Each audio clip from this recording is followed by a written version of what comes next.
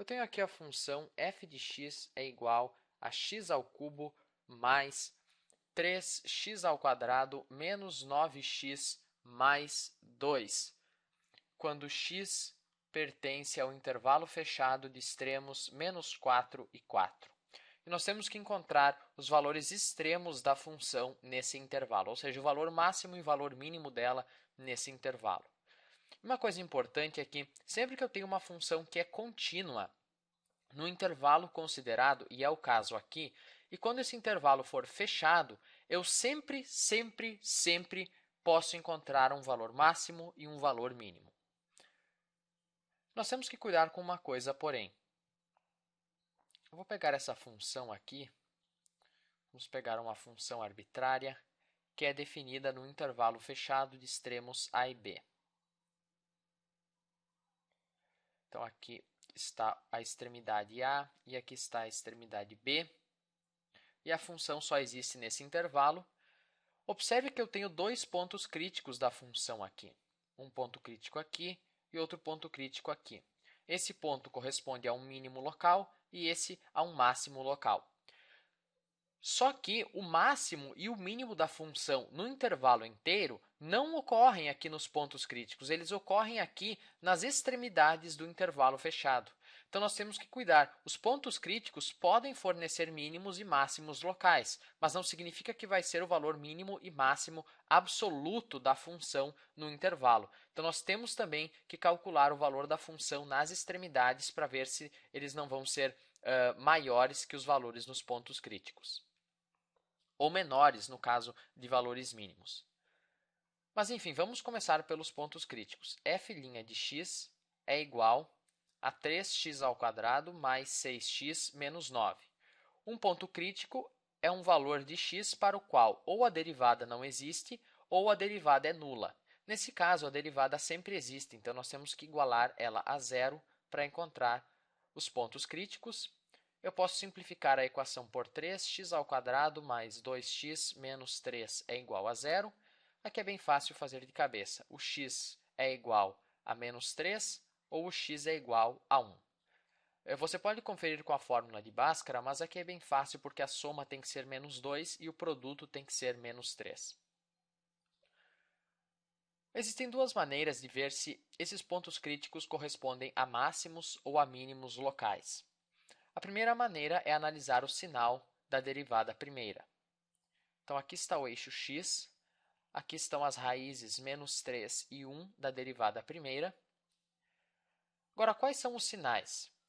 Bom, lembre-se do que você aprendeu lá no ensino médio. E se você não lembra, você pode revisar isso lá na lista de reprodução funções, os vídeos sobre função do segundo grau.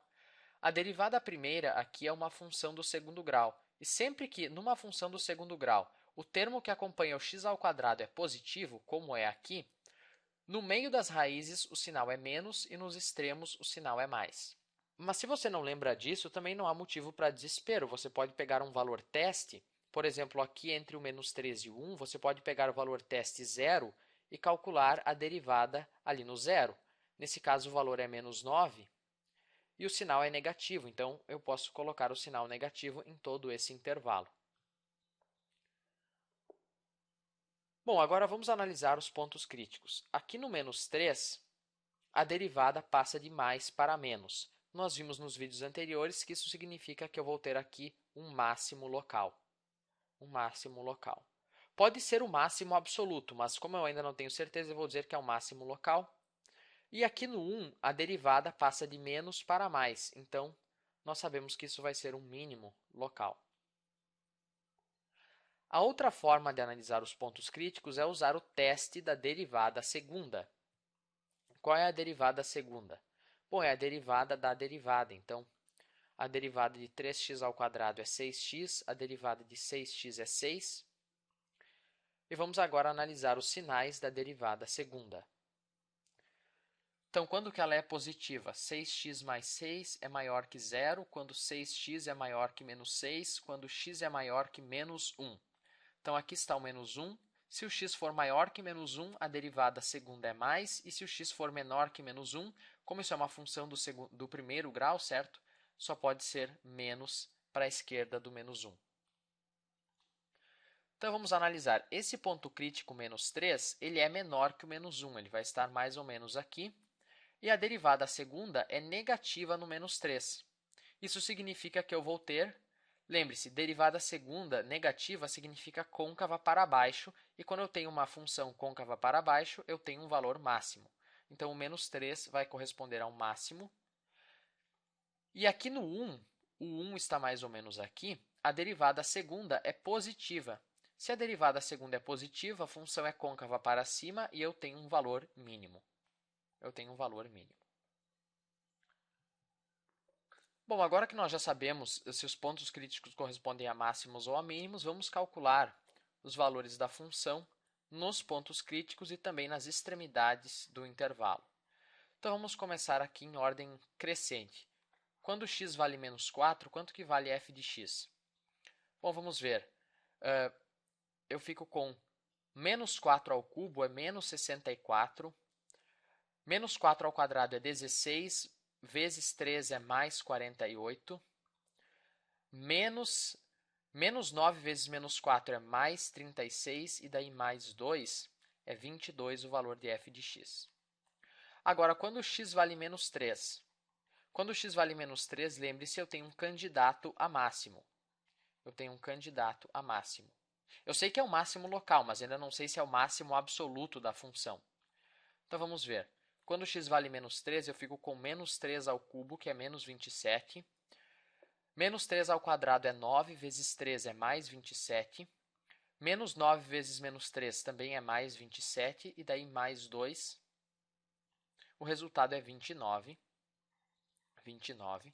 Agora, quando x vale 1, eu tenho um candidato a valor mínimo, lembre-se. Esse ponto crítico corresponde ao mínimo local, que também pode ser o mínimo absoluto. Então, quando x vale 1, vamos ver, é 1, mais 3 é 4, menos 9 é menos 5, mais 2 é menos 3. E agora, quando x vale 4, quanto que vale f de x? F de x vale 64, mais 48, menos 36, mais 2, isso é 78. Então, o que nós vemos aqui, eu vejo que o menos 3 corresponde a um máximo local, ou 29, só que o valor máximo da função mesmo é o 78, que ocorre na extremidade do intervalo. Então, esse é o valor máximo absoluto da função. É o máximo absoluto, ou o máximo global da função absoluto nesse intervalo aqui. E o menos 3 é o valor mínimo absoluto. Certo? Porque nas extremidades do intervalo não ocorre nenhum valor menor, então esse vai ser o mínimo absoluto. E vamos confirmar e também entender melhor com um gráfico aqui. Então, eu fiz o gráfico dessa função de uma maneira meio complicada aqui, porque foi a única maneira que eu achei para restringir do menos 4 até o 4. Eu fiz aqui no site Wolfram Alpha.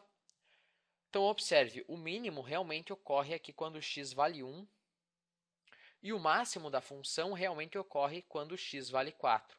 Eu até tenho um máximo local aqui quando x vale menos 3. Eu tenho um máximo local, mas aqui, quando x vale 4, a função atinge um valor bem maior. Certo? Então, era isso por esse vídeo. E, antes de acabar, se você gosta de fazer as coisas por passos, os passos seriam os seguintes. Calcular os valores críticos e descobrir se são máximos ou mínimos locais, e calcular os valores da função nos pontos críticos e depois comparar com os valores da função nas extremidades do intervalo fechado para ter certeza se os pontos críticos realmente são o máximo ou o mínimo absoluto. Assim como nós fizemos nesse vídeo aqui. Espero que você tenha entendido.